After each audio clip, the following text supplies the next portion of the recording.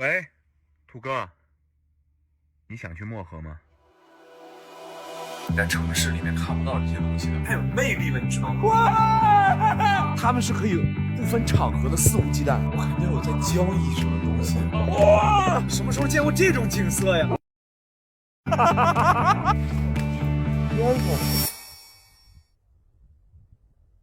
哎，土哥。OK， 接到了，已经开机了是吗？对啊，上飞机前，我把我所有的社交媒体平台全部都关了。然后我们这次来呢，我们反正什么攻略也没做，咱们就问路。对 ，OK，就是有什么吃的，有什么喝的，咱们也不知道，咱们也别搜那上网上搜那个，就直接线下我们就问，对吧？对，随着那个命运的安排就完事儿。对，而且我已经很少，就是感觉有人与人之间的交流了，所以这次我感觉有交流是一个特别好的事儿。哇，我特别喜欢这个哈气，就是你能，就是它是一种有法术是吧？就是存在的感觉，就是你这跟这个世界发生了一些连接，吧？就凭这哈气。对，我其实这次来，我是觉得我是来充电的。啊，明白。就是因为我一直在输出，就很多东西一直在输出。然后其实我为什么选在漠河，我也不知道为什么一定是漠河，就是很微妙。就我突然间觉得我好像需要选一个特别偏远的地方，来安安静静的待2天。然后其实这个也跟我退那个社交媒体账号也有关系。对，我把所有社交媒体账号退掉，就是不想去再接收。这次来是确实是就是基本上把所有东西放下了。其实这次我也应该把我自己也放下，就是好好吸收一下能量。我需要跟人发生关系，跟环境发生关系，然后跟很多就是看不见摸不着的东西发生关系。看不见摸不着，这个确实。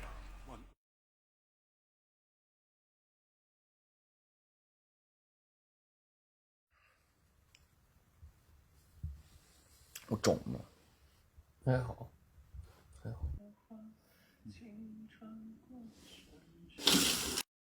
好漂亮啊！对。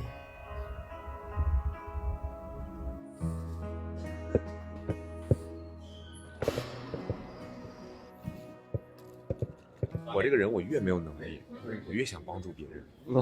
对，然后但是开始出现了一些成绩以后，我就这个爱就缩小了。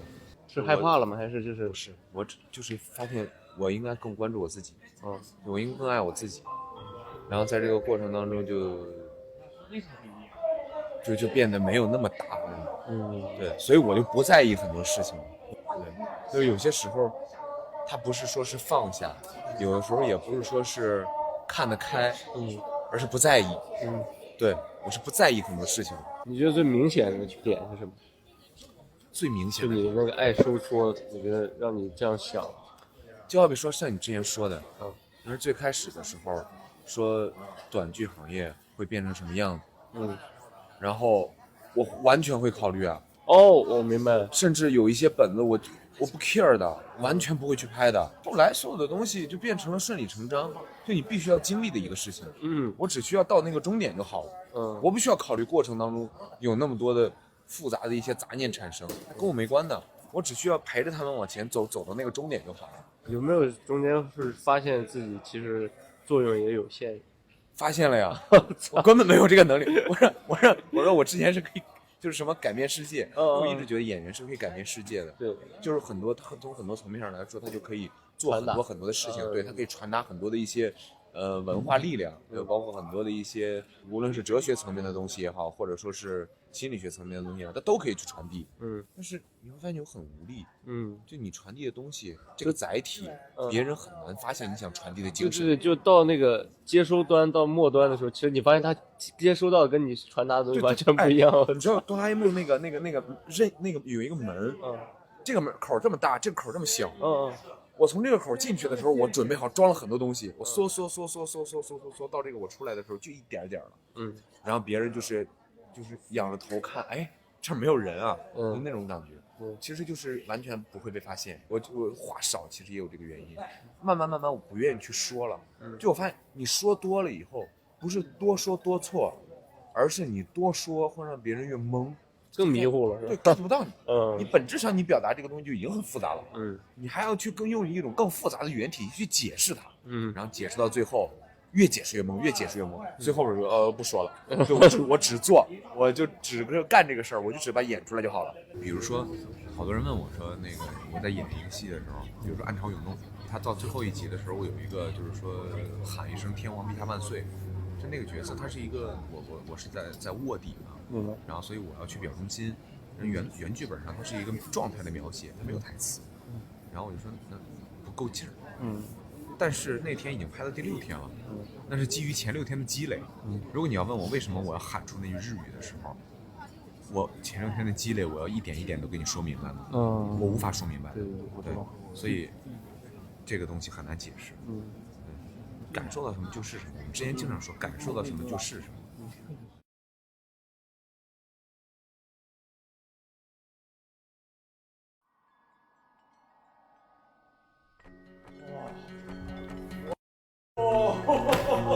天哪！在这拍张照。OK。我只是先来探探路。哇，太冷啊！存在感太强了。对呀。拜拜。真不错。天哪！哇塞，这是跟你想象中一样吗？这个景确实不太一样。更美还是更美？哇塞！就是你知道看着这些。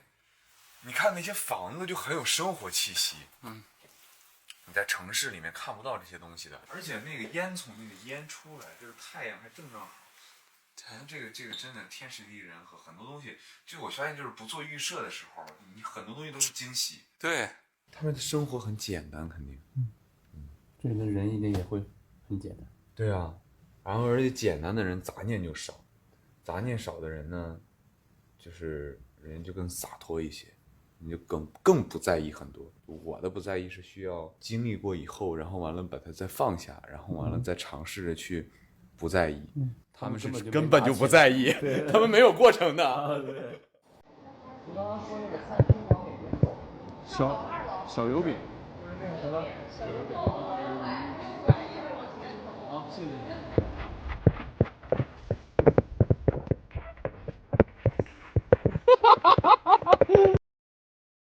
哎呦！别！这么大？这太大了，这也太大了。我们点的，这是不是太多了呀？那两个更大。那两个更大。东北。放好一点。真好看。真大。脆皮的是吗？失算了，虎哥。太牛了！我没想到这么大呀。说东北这锅包肉是不是记住第一口就呛？白醋差不多是吧？OK。东北菜做的好。哇，我最喜欢的东北菜没有之一就溜肉段，我特别喜欢吃溜肉段。看明星。明星啊？啥明星啊？你们看短剧吗？看短剧啊。真的吗？你看过《盛夏芬德拉》吗？那没。哦，你可以搜一下小众。真搜啊！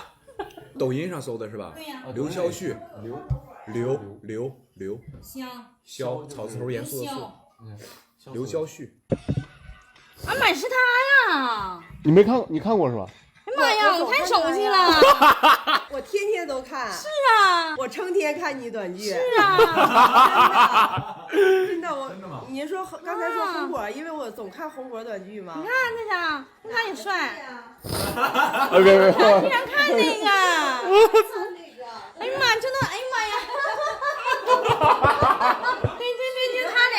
不一样。你要是他俩就这个。哦。暗潮涌动嘛。对，我就看这个。幸得相遇离婚时。对，这是我刚搜着的，基本上在抖音搜着之后，然后我就全都是在这里边看的。对。天天看，天天捧着手机看。我天天看那个。来做那个什么用户调研来了。他终于来参加这样的，快点跟我俩合个影。你拍戏的时候，就是你这个本人跟你这个生活当中和戏里头应该都挺差不多的，是吗？显得特别自然那种感觉。平时做那个广告跟那个他演电视剧的那个表情啊和那神态都可像了呢。他演的好，看剧里头他那个化的那个妆，基本都得在30多、40岁左右那种成熟稳重劲儿。大家在网上有一个梗，就是开我玩笑嘛，说我是98年生人，虚岁45。我觉得还蛮有意思的，真好。而且你看人家在这儿，就感觉好像生活就是很平淡，然后也没有什么所谓的能让他们波澜不惊的事情，除非人生大事。所以这种地方你就如果去探索的话，有太多值得去探索的东西了，就很好奇，非常好奇。这里的人性比较容易被看到。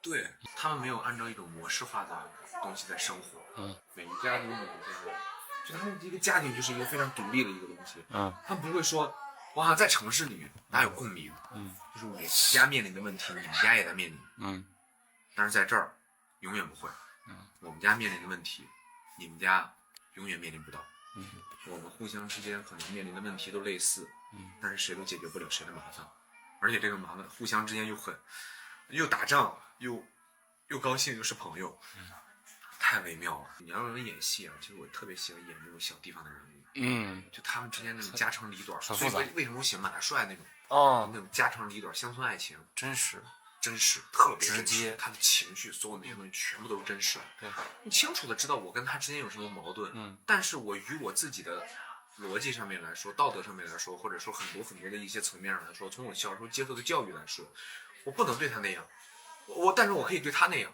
又很双标，然后又有很多的一些复杂的一些内容，然后大家互相掺杂在一起，组成了这么一个可能你像我们走路走15分钟就走到头的一个城市，就组成了这样一个地方，没有高楼大厦，我们一眼望过去全是平房，每一个平房互相之间挨得那么近，但是互相之间人心又隔得很远，但是又隔得很近，这是太有魅力了，你知道吗？哎，你知道哈姆雷特那句话 ，to be or not？你知道它的翻译文是什么吗？成为或者不成为。你看，很多人都是这个样子，就是成为或者不成为。生存和毁灭，这是一个值得考虑的问题。还有很多做或者不做，去或者不去，干或者不干，吃或者不吃，这都是 to be or not to be。所以就在这个过程当中，每一个人都是在 to be or not to be 当中不停的再去选择。看到这些东西的时候，就是它会在你心中落下一个根儿，然后慢慢的 to be or not to be 会逐渐的降低。它永远都不是。我最开始接触那句英语的时候，巨高，就是生存还是毁灭？对，巨高。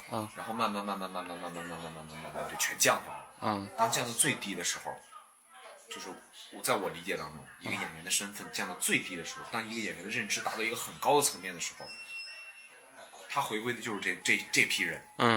他永远都是在这一批人当中的。对，反正我是挺震撼的，就像那个小女孩一样，她拿着那个弹珠，她说我想把这个星星带回家。然后我就这些小孩在看戏的时候，就是他们脑子里面是没有杂念的，他们非常直接的，我看到什么，我看到他像，他就是，就好比说有的时候，比如说我们拍纪录片，真实感很重要，对吧？那我们是在营造真实感，还是我们在记录真实？这个就很重要。但是观众看到的东西一定就是真实，不管我们的手段是什么。剧也是一样的，你看到的东西就是真情实感，这两个人的感情是真的，这个场景是真的，此时此刻发生的事件是真的，这辆车里面坐着这两个人的对话是真的，都是真的。那观众看到的这些真，就对他们来说就很重要。所以说我们就是营造这种真的手段，我就是想去在过程当中寻找这种真实。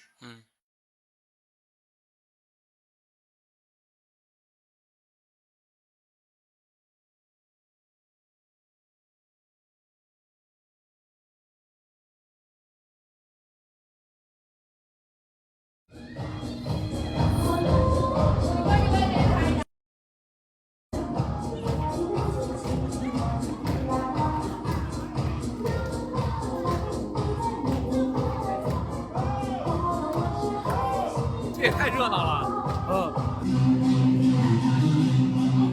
你上呗，你不得跳吗？兄弟，这太复古了。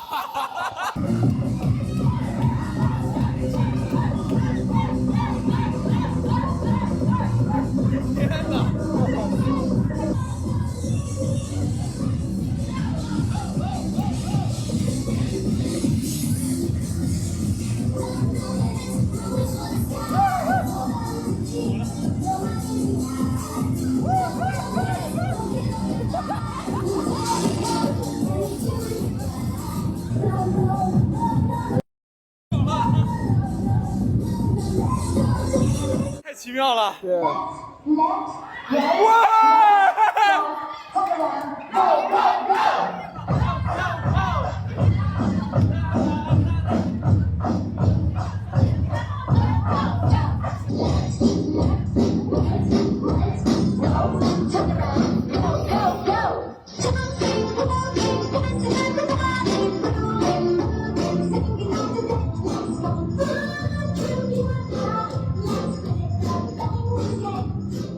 天马行空所有的素材，只有在中国才会出现，因为每一个人都羞于表达。对，他们在羞于表达的这个过程当中，他们又很想释放自己，所以在这个过程当中，就每一个人都是那种状态，很矛盾。对。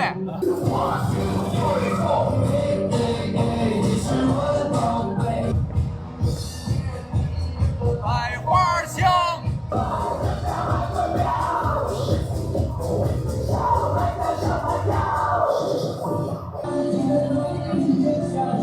电流穿过我和你，哦，你要跳舞吗？你要跳舞吗？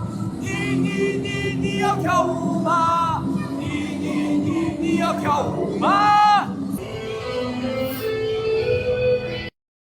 哈哈，刘爽。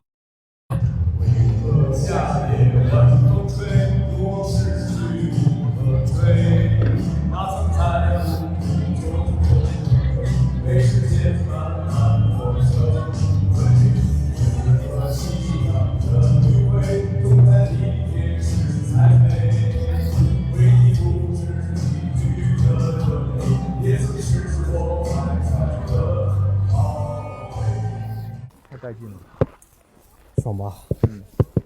这太魔幻了。刚才那个阿姨唱歌的时候，看着那个阿姨幻视了我的妈妈。我妈妈也会有的时候去唱歌，但是她时间很少，但是她会把所有凝结的那些压力、情感，以及她生活当中的焦虑也好，或者她的那些不满也好，全部都放在一些歌里面。如果她未来有一天，就是我能带着她一起来漠河，或者说带着她去一些我们年轻人的场所，她应该也会玩得很开心，就也会像今天晚上这样，他们是可以不分场合的肆无忌惮，我这个很牛的，我们有包袱，我们有很多的一些杂念，思想负担，真的特别好，原来漠河舞厅是这个样子，在我好像之前我们看到的那个漠河舞厅，就是在那个电影里面，它是一种很孤独的那种存在，很悲伤的地方。是的，但是你今天到了这儿来了以后，你会发现它好像不是这个样子，这是一个特别美好而又怪诞的夜晚。我是感觉到突然有一种疑问，就是在这个地方人们相处的如此融洽，为什么就一下子出了那个门，可能就回归各自的角色了？它只存在于那个环境当中，对，脱离那个环境以后，各自就你好像在那个环境里面，大家在一块儿的时候，我谁都不认识，我甚至谁都没有看清过。对，我努力想看清一个人，我都看不清那个人。对，然后出了那个舞厅以后，我能看清楚他的模样，我能看清楚他身上穿着的是什么衣服，但是距离拉得太远了。这属于人民，这真的属于人民，这是真的人民艺术。仰望的人，倾听的孤独和叹息。这时候的叹息是能看到的。那个烟就像是放大了10000倍的一次叹息一样，那是城市的叹息。我竟然能说出这样的话！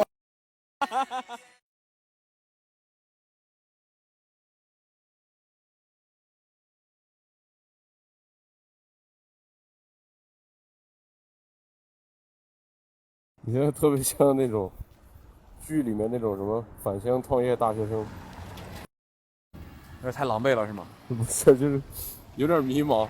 突然间就是找到了一种状态，比如说后面还有工作或者什么之类的，我就应该像现在一样，就调整我自己，就应该像现在这样，就是把每一次都当成一次旅行，就不要把它当成一个特别重要的工作，就心态稍微放松一点，因为这次你看来了以后不做预设，我就会发现很多的惊喜，所以在那样的环境当中，我也不应该去做预设。嗯，未来的工作当中，我应该把这个心态调整过来。嗯，就只要保证基础的情况下，剩下的东西那就来什么接什么就好。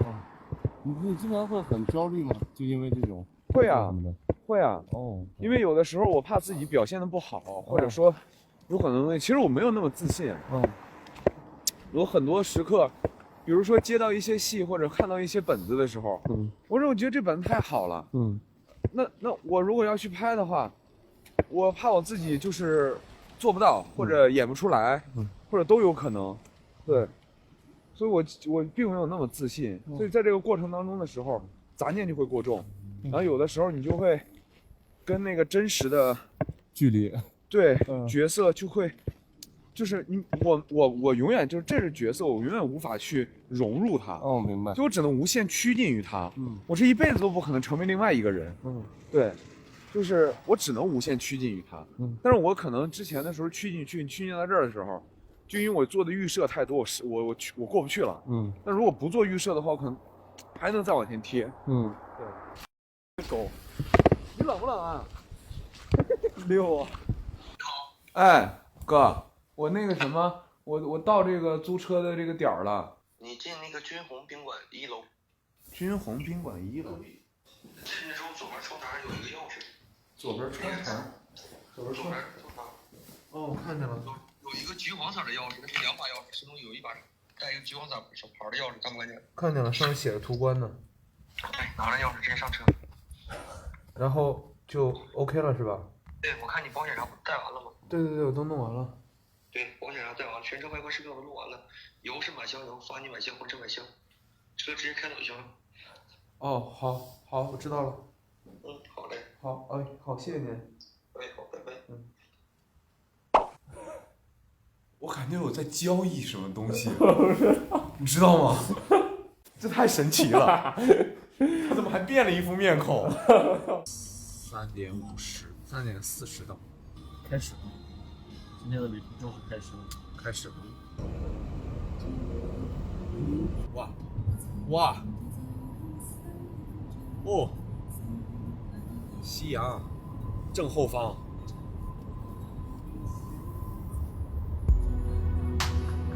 哇！天，这太漂亮了！就在你的左边。我的天哪！它照出来的这些树是粉色的，我什么时候见过这种景色呀？哇！哇！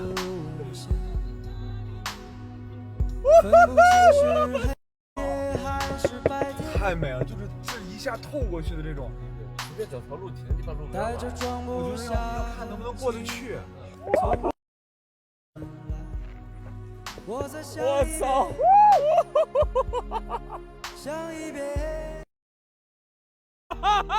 我们寻找着在这条路的中间，我们迷失着在这条路的两端。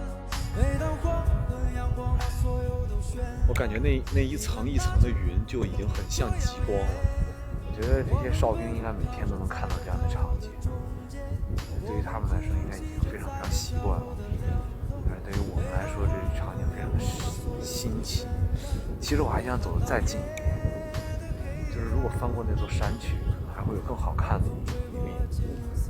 但是，如果翻过去了后，以后后面可能还有一座山，完全不知道。在这个地方就是最好看的。我们为什么一定要等它落下来？不知道。你知道，刚才我们过来的时候，就这种色彩，夕阳在落下去之前，它照在这些雪上，这个雪都是白色的，然后这个夕阳马上就要落下去的那一刻的时候，整个雪全都变成蓝色的。那现在它都是变成蓝色的了，非常非常的蓝，蓝调。你看那金光多耀眼，我们奔跑着在这条路的中间，我们哭泣着在这条路的两端。每当黄昏阳光把所有都渲染。为什么突然这么笑的姿势？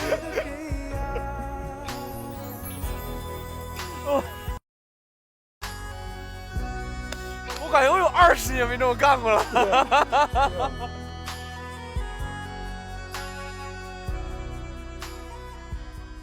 但我不悲伤，我也不难过，我也没有什么想哭或者什么之类的那种心情，完全没有，很简单。对，就很简单，我只是觉得很快乐，我也没有想过说是这一次结束以后未来会怎么。我之前一直觉得我很悲观，但是这次结束以后，我发现好像我没有那么悲观，我发现我好像还是充满很多希望的一个人。对，就是我觉得我看到了这样的场景，我不会说是这辈子以后我就看不到了，我一定还会再看到的，因为我喜欢，我看到了，下一次我还会带上其他人，我甚至还会分享给我的朋友，哪怕我不来，我也会让他们来看，我会告诉他们，中国跟俄罗斯的边境在哪个地方，如果你开车到了漠河的话，你到哪个地方能看到那一角的夕阳，应该就在前面了，但是我不知道为什么那个地方下不去。应该就是这儿，不知道在哪儿能看得到。如果10点到2点的话，那我们岂不是还得等5个小时？应该吧？没等过这么久吗？就算追日出，我以前3点钟出发去追日出也没看到。5个小时，对于一个演员来说太简单了。因为我们经常候过最长的时间是14个小时，就只是坐在那儿等着拍。等了14个小时，对，问什么时候拍到我不知道，就无尽的等待，你也不知道今天会不会拍到你。哇，就是我们俩了，一个人都没有了啊！你看到最后我们还是开始依赖，也不是依赖吧，只是就是开始不知道什么时候会，对。当前位置上空极光概率0%。真的没有。所以你看，一个人的坚定还是会被消磨。当然了，包被消磨的，包被消磨的呀。坚定，特别坚定的一件事情，肯定会因为一些客观因素被消磨殆尽的，肯定会没有的，突然间就消失的，而且是。其实现在我已经不知道，就是到底我们在等什么了。5点多的时候等到7点钟的时候，其实还在兴奋，甚至我们还拿着相机出去转一圈，再等到就是9点多的时候，已经就是不知道在等什么了，所以我觉得慢慢再等，等到11、2点的时候，如果就觉得要不我们回去吧，对。然后等到1、2点钟的时候就开始想了，都等到1、2点钟了，要不再等等，要不再等等吧。然后等到3、4点钟，3、4点钟的时候，差1个小时，差1个小时天就亮了，万一最后看见了呢？结果等到4点钟的时候，然后2个人非常无力的说了一句：“回吧，吃早饭吧。”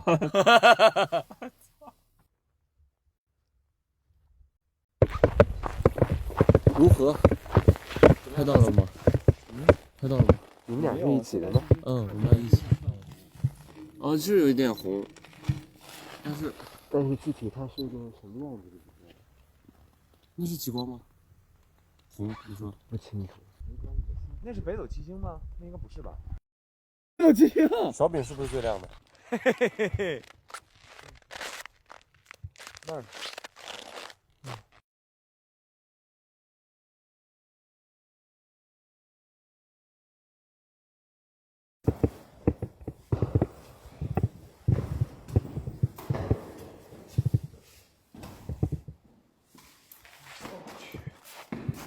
烟囱，哇塞！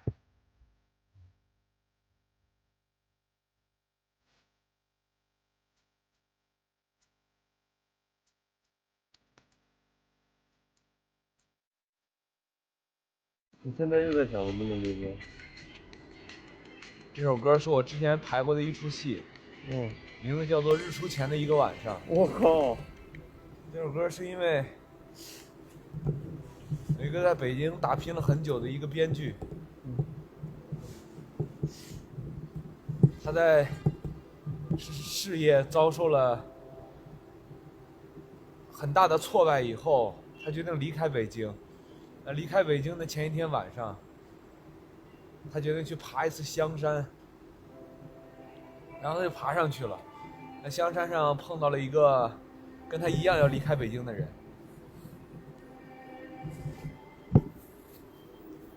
而俩人聊了很久很久很久，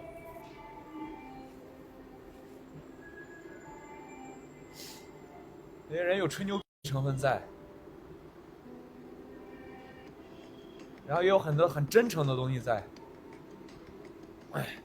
但他们看到日出的那一刻的时候，都清楚，他们要离开这个地方了，他们要回到那个没有那么大压力，他们要回到那个没有那么大的竞争的地方，可能会回去种地，也可能会回去就是从事一些更轻松的事情吧，但是心里边都放不下那份理想。但我们不一样，我们此时此刻看到这个日出，就证明我们接下来又该上路了，因为这是我们在漠河待的最后一天了。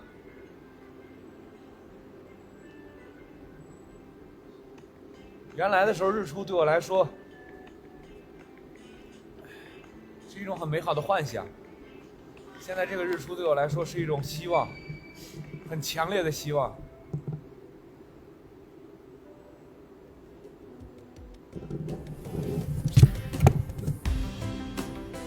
这是我为数不多看到这么美的景色会哽咽的时候。你哭了？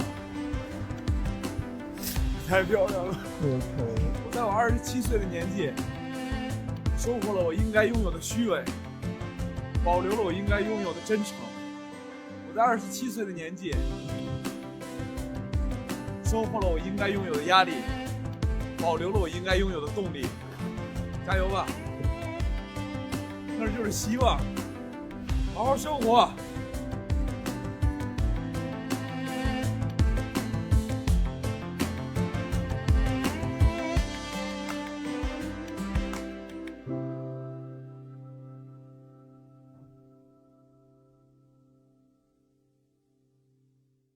刘浩旭，你觉得你45岁的时候会是什么样的？我觉得我现在，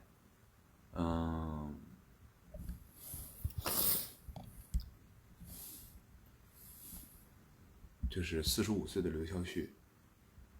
我希望你到45岁的时候，你的身边还是这一大帮人，你还在做这个行业。我不知道你过程当中会不会被大家遗忘过，我也不知道那个时候你还在不在大家的视野当中，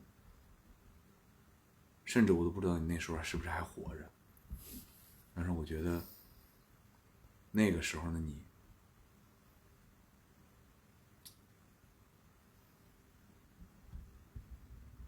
肯定是一个精神世界非常富足的人，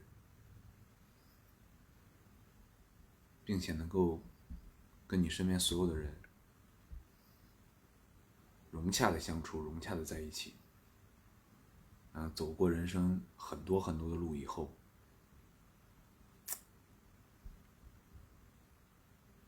你身边留存的东西会越来越少。